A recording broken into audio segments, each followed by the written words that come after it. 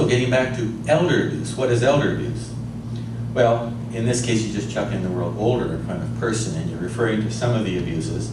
And there's a slightly better definition below, but I'll get back to that in a second.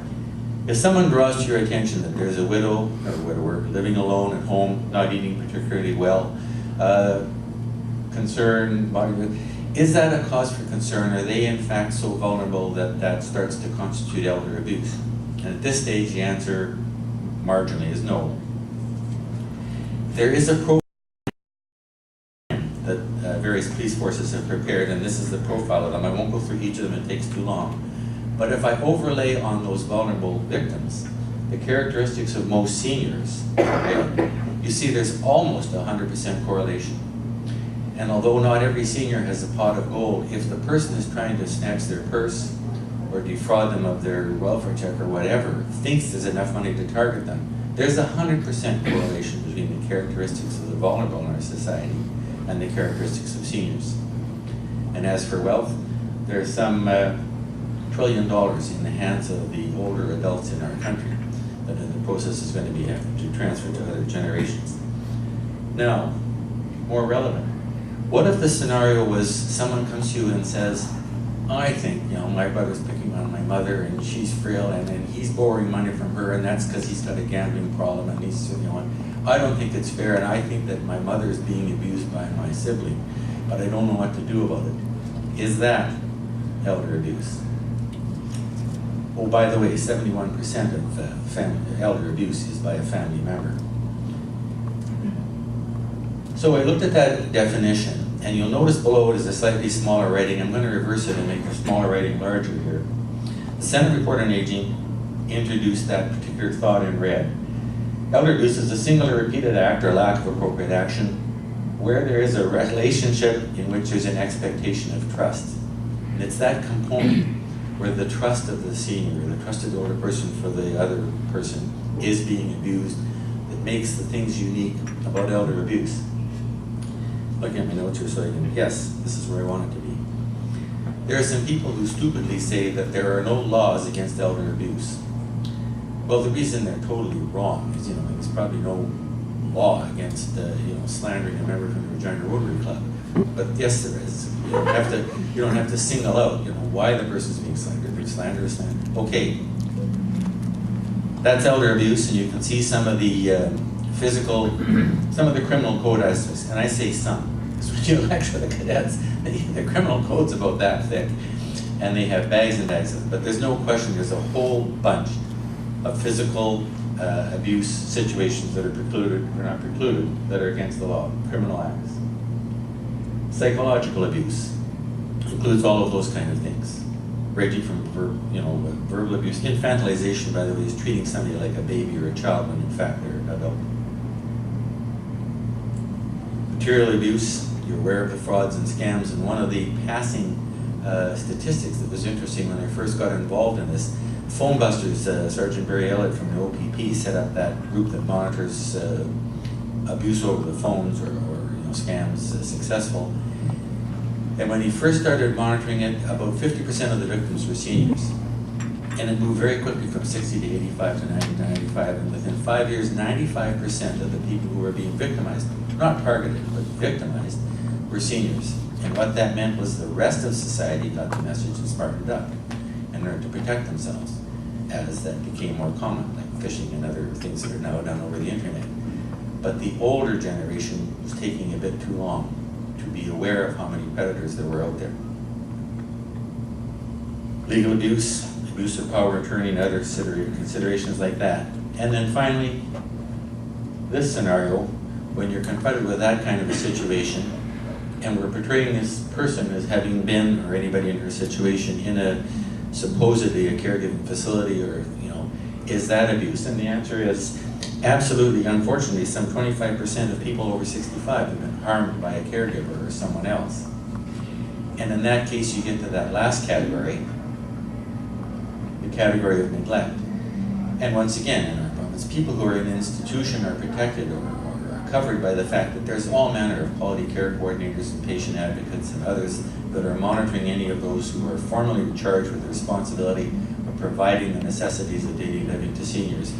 and the failure to do so is culpable.